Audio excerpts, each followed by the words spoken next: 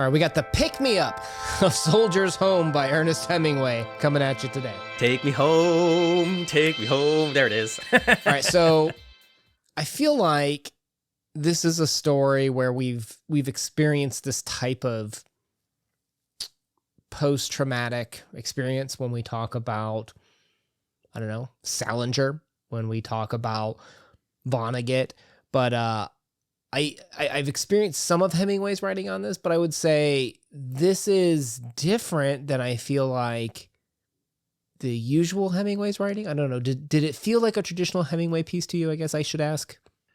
It didn't feel like a traditional Hemingway, but this story, it felt standard for the soldier returning home after a war, but it felt very personal.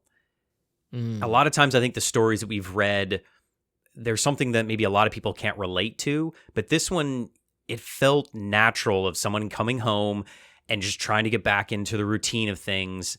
And whether you've experienced wartime terrors or not, I think a lot of people can relate to this of returning home after something has happened to you, going away for college, going to a new job, separating from a loved one, and then returning back home. And things just don't click like they should. Now, in terms of what happened, we have Harold Krebs, a young man, returns home after serving in World War I, but he arrives later than most soldiers. That's something to point out than what you're talking about, like the return home, and happened a little bit later, so he missed the big patriotic welcome home. That's going to be the first one I want to talk to you about. But to your point, he struggles adjusting to his civilian life, finds it hard to talk about the war. No one is injured unless he lies or exaggerates. He has to spend his days kind of like sleeping in, reading, kind of watching girls pass by, but is emotionally detached for them. And, his family's mother, she pressures him to reacclimate, like, get a job, like take the car, like that sort of things, be productive. But ultimately he's kind of disconnected from their expectations, at least. And I think what's the hardest thing about the mother interaction is when he tells her that he doesn't love her anymore. He doesn't love her. And I think he regrets it immediately, at least saying it. He says he does. And that kind of ends with him kind of, going to watch his sister play the baseball game. And there's a hint of engagement with the world, but it leaves you with like a lot of emptiness and alienation, right? If you're like, hey, I'm going to show you this post-war thing, it's like, oh, does it involve emptiness and alienation? Yeah, check, got those. I think it comes a lot to your inner turmoil mixing with external stressors. Here, he returns back home, and as we've talked about in many stories and many movies and media and people's personal experiences, that PTSD, and then how do I fit back in to something that doesn't feel normal to me. Your normal has been adjusted. And not as only, I think, is he lying to his mom, he's lying to himself as well. And that's sometimes that idea of you just got to kind of fake it until you make it, when those lies will eventually, hopefully, become your new norm and your reality. I just can't even imagine what it's like to be like so disconnected that you don't even love your mother anymore. Like, to me, like my mom has like, there's nothing that can shake that, right? Like I cannot picture what it's like not to love my mom. And I know that's not the same for everyone, right? But like these are like windows, right, to a world that I don't experience. And I think that's what's great about these. Something that is good for writers to have been able to relate to audiences is the post-war trauma to almost act as like a warning for people like me who hopefully never have to deal with something like that. And I think it's interesting too, when we look at this, that he's returning home after all the celebrations, right? It's that initial high, I think, that you get. I'm a hero. This is what I went to war for. People respect me for it. And then it quickly ends, right? Like the parades happen. You maybe sign or open a new building, something like that. but then quickly people are no longer interested in dealing with your baggage or trauma. Get over it. Get acclimated back to life. If you just get normal again, this will all be behind you. And it's interesting how quickly we can move on as a species, as a culture, from one big accomplishment where we can be united and all come together and have parades and celebrate, to the next day being annoyed with and wanting them to move on and just wanting to erase, almost like ignore that happened to them. I don't know, like, does that ring a bell? Like, 100%. There are two things I want to circle back on real quick, though. First, when he says he doesn't love his mother, I think it's because he's not in touch with his own feelings. I'm not an expert, but I've read enough and spoken with my wife enough, who is an expert. And what I would kind of classify this as is emotional distancing, emotional repression of himself. I don't know if it's so much he doesn't love his mother. He doesn't know how to express love anymore after the horrors that he's witnessed. And I don't think that's uncommon. I think that happens a lot. And then to your second point, he comes home later. I think that is relevant. Hemingway obviously put it in there for a reason. And I think it's to give us a point to talk about. Does it matter? Maybe yes, maybe no.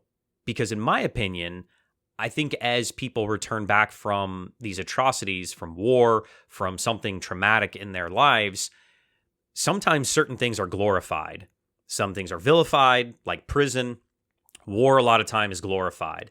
And as they return, specifically here in our case, he's not receiving any of the glory that he thought maybe he expected, or at least wanted. Maybe he thought, I went off, I served my country, I did what I was supposed to, and now I'm going to come back a hero. They're going to throw me a parade, and I'm going to get the city key, and things are going to be awesome for me. And it doesn't happen. And that's got to be a gut punch. Well, it's like, and it makes you wonder, how many times do we have that pattern, right? Like 5 years ago, we had COVID. The healthcare workers, the first line of defense, like, they were lauded for being heroes for going out there. And now what? Now they're overworked, stressed out. Like, we don't celebrate them anymore. We expect them to do, quote unquote, their job, even though, like, their job was something we celebrated 5 years ago, right? And even, like, you see it with lottery winners that are less happy after they win, or Olympic athletes. They're so excited by the high, but then after that, the fame quickly fades away. And a lot of times they end up with issues, financial struggles, because that was their whole identity, and they have a hard time moving on from that. And it's not that they don't have other skills. They don't want to let go of that identity. They want that fame. Like, they want to cling on to that. I don't think that's Krebs' issue, but it does highlight the ephemeral nature of how we can come together to celebrate something, only for it to quickly fade into back to reality, to realize that reality is a lot more of a struggle and harsh. Like, we can celebrate a fundraiser, like for cancer or autism awareness, and it's good to get people together to bring that awareness. But then, like, 2 weeks later, like, we're still in the struggle, right? And then that reality hits you pretty hard. I think Krebs came back to reality with none of the celebration, right? He's just getting hit straight hard with the get over it, get back into work, right? Like he missed the entire high only to get slammed with just the lows. He had no adjustment period, and that's very common. And I'll bring that back around here to the historical pattern that we see this again and again and again throughout almost all of human history. Think back to the Crusades. You were around, right? When I was a wee lad, yes. Yeah, you were a wee lad. When the Crusades ended, the knights returned back to their farms being taken, their nobility being stripped. Think about it, the other story, Sir Gawain and the Green Knight, of how he goes back and everything is taken from him. Vietnam, our most recent kind of, I think, most relevant to this story, where you see very much similar parallels of the soldiers coming back and being spit on and booed and denied jobs and housing and all these things because they participated in what was viewed as an unfavorable conflict. We see this time and time again, and I think Hemingway does a great job of not only pointing this out like so many other stories, but also making it feel very personal and relatable, as I said, because I think a lot of people can see themselves of going back and their mom, to your point, just saying, just give a job, get married, go on a date, just get back into the norm of things. And it's really hard to get past something that has shaped your life, especially at perhaps such a young age. And that might not be entirely relevant, but it definitely could be something that is noteworthy. I want to go back. So you mentioned earlier when we talk about this personal that you're talking about now, when we talk about earlier, you mentioned that he maybe isn't in touch with his feelings anymore. Trauma, right? Obviously a cause, but what do you think's happening here? Because he looks at the girls, like he enjoys looking at them, but it's too much work to actually date them. Can't do that. And I wonder, is it that he can't love, or is it that is it like his emotional unavailability because of a fear of intimacy? Because once you have something, you're worried about losing it. It could be how war took everything from him. So if he doesn't have anything, war can't take anything more from him anymore, right? It's that if I don't get close to anyone, what do they call that? Porcupine or hedgehog theory, something like that, then you can't get hurt. So I'm just not going to get close to anyone. And I know that that's one of the defense mechanisms that psychologists will talk about with trauma and PTSD, is it's this desire to cut yourself off from emotions.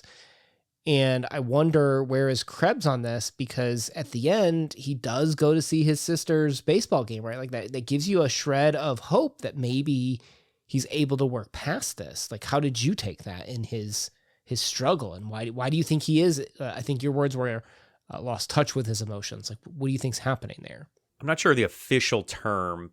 I think it's something similar to societal amnesia. It's some term like that you learn, you unlearn how to basically function in society, what our norm is.